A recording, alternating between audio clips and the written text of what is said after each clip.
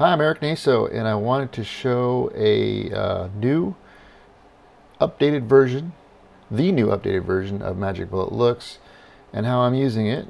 I think it's the best it's ever been. It used to just be a good way to, give like preset looks, but I find it now much more like it has a feeling like it's an external color corrector, which is, it has all the tools, which is just awesome. So I want to give an example of how easy this is to use. I have a shot here on the right. This is through glass, and this cute girl here. And if you look on the left here, you can see that it's all blue, color's all off, just total whack. So it needs full color correction, not just a grade. This is color correction. So here we go. I'm going to go ahead and go into looks, just one click, and it opens the interface. And here we have the tools on the right, which is fantastic. Lots of them. Some of my favorite I use a lot just to go over it. A spot fill is very cool. You add that and you just pop it on there. I'll show you real quick. And then you can, put focus on that little kid's face, turn it up just a hair if you needed it. And then turn it on and off, go over here. You can just kind of see what it does there. Just a little bit of pop. I don't need it on this shot, but again, that's one of my favorite tools. Also, I really like Cosmo for softening skin that needs it. Mattes are awesome. These edges are really great. Bottom edge, top edge, kind of like a gradient look. If you get too hot over there on the sides, you can use those. Those work fantastic. But my lens choices are this is where I have a lot of fun. I love the tilt shift. I use the lens vignette too much, and I'm sure I'll get in trouble for it someday. And edge softness is really great.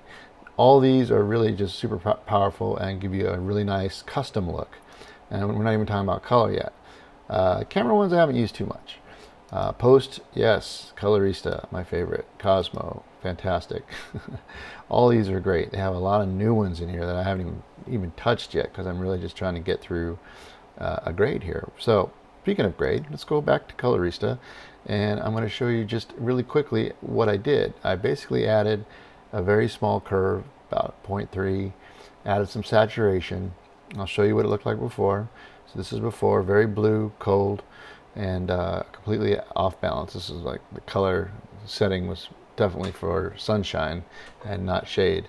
So over here, I love this new memory colors scope. It tells you immediately what is going on. And if I turn it back on here, you can see how I brought all the skin tones back. They were all off. They were, black here. So it's like they're just off the scale of not even registering skin tone. The blue dress is looking fine, and the red hat's there. You can see instantly that over here, on this white napkin, it's turned blue. Well, so we know it's all off. So here's the color corrected version. Now the white napkin is no longer registering blue. The blue should be yes in her little dress, and the reds are the reds. And the skin tone has gone crazy good. And it's okay to see the lips are red, and a little bit in the shadows, you'll see a little bit of red, which is fine because it's a little rosy under her eyes. So it's really easy. On this GH4 footage, I tend to pull back the skin tones a little because they tend to get a little bit too strong in the reds. See, so I pulled it back just a hair, and now the red tones seem to desaturate from the skin tones. It looks much better. And then just for this shot, to clean it up, a basic pull from blue over towards, this orange color. That made it obvious because the blues were too strong, so you go to the opposite direction, and there you go. It fixes it. Same thing. So I'll put it over here. See, that's kind of uncorrected for the shadows.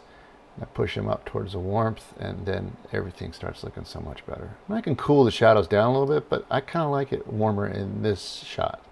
I mean, I could have gone the opposite direction, but see, it's a little, I don't know. And that doesn't actually look too bad. But I went more for a warmer.